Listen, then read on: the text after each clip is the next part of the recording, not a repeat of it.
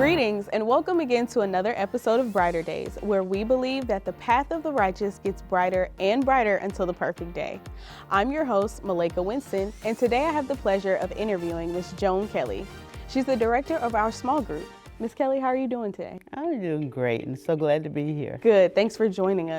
Well, for those of you who may not know, our small groups here at Victory Christian Center are a great way to help foster close relationships, to maintain a tight-knit community, and to stay connected with like-minded individuals within the ministry outside of weekly church services.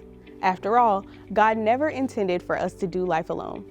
So Miss Kelly, we know that Journey to Joy is a small group for widows and widowers here at Victory Christian Center, but could you share with us a little bit about this small group's function? Absolutely. Back in 2016, Pastor Gould called the widows and widowers together and said that the Lord had been dealing with him about the church doing something for widows and widowers.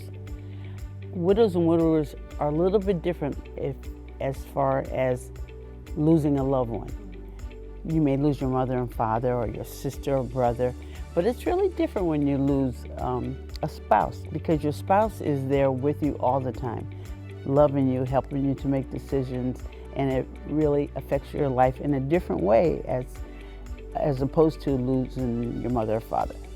So he asked the widows and widowers, what do you need? What would you have liked to have seen done for you during your time of bereavement? So that's how Journey to Joy formed. And it's to help people to get through the time. That's always, it's a journey. And we're going to get to our joy and our hope. Our hope is knowing that we're going to see our loved ones again. Right. So Journey to Joy, the purpose and function is to help widows and widowers get through that journey of fog that you go through when you lose a spouse. So we know that you've been overseeing Journey to Joy since 2016, but during that time, what has been one of your fondest memories thus far with the group? Oh wow, I have a lot of fond memories. We really have a good time. You guys do. I see it in the pictures and the videos. I'm like, they do good. One thing that sticks out to me is we had a clinical psychologist, and she came in and we did a painting class.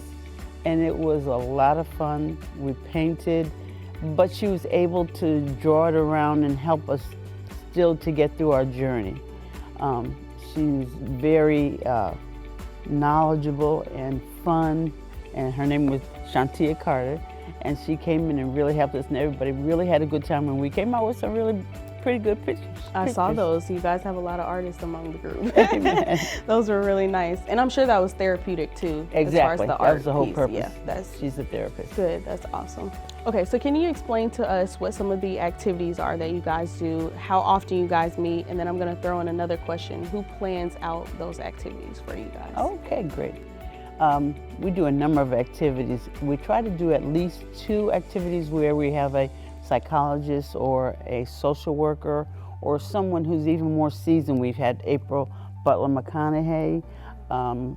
Clarissa Carr, to help us getting through the journey, understanding it spiritually and socially and emotionally.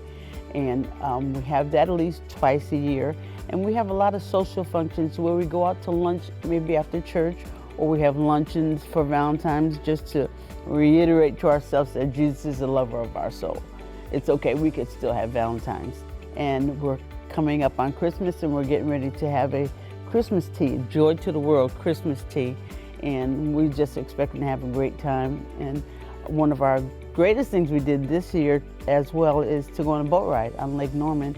And that was so much fun. It was a beautiful day, and we really enjoyed ourselves. Awesome. And then, like I said, who plans out those activities? Is it you, or do you have a team of people that helps you? We do. We have a committee. There's 8 of us. Okay. And what we do is each person has 4 or 5 people in the group that they stay in contact with, call, check on, let them know what's going on, and try to minister to them on a personal basis.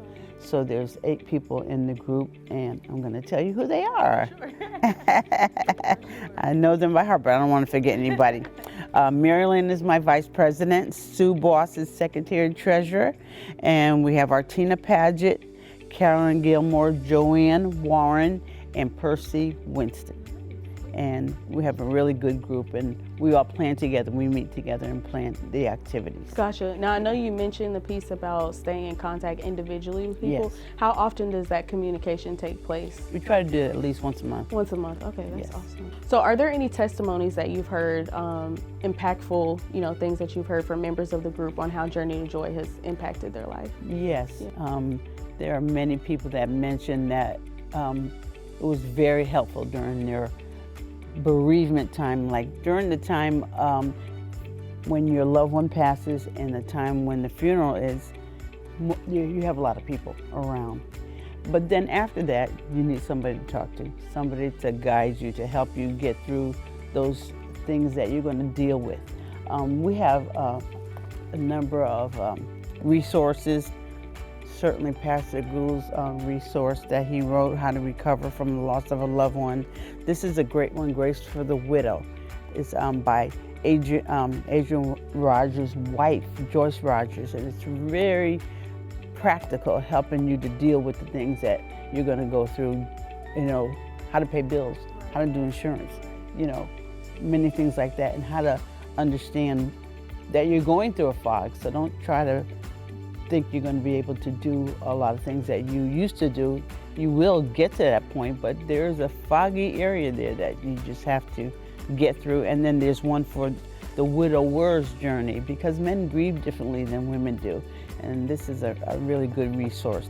Many members say that it's helpful to be able to have a group of people to go out with. Right. And they really are enjoying the fellowship. And when we get ready to have a function, we get almost 100%. Right. And they're really enjoying, being together. I'm sure that community piece is important because, like you said, you're missing a vital person in your life. Yes. On that day-to-day basis. So I'm happy that you guys have this resource, for people who are, widows and widowers as well. So our last question for our interview today. If someone is a member of Victory Christian Center and they are a widow or widower, how do they get connected with you all? How do they join, and what are the requirements for them to be in the group? Okay, so they can join by going to the Welcome Center and signing up there, or there's something online where they're able to sign up as part of a small group. Yep. Requirements are just that you're a member of Victory and you're a widow or a widower. So Ms. Kelly is referring to the small groups page on our website, which we will have listed on the screen. You can get connected with them today. Well, thank you so much again, Ms. Kelly, for joining us today on another episode of Brighter Days. Before you go, give us a like or follow on either of our social media platforms that are listed on the screen or linked in the description below. Don't forget to download the VCC Church app so that you can stay connected with us 24/7, 365. Thank you for joining us again for another episode of Brighter Days. Keep letting your light so shine, Victory family, until that perfect day. Have a great week and enjoy service.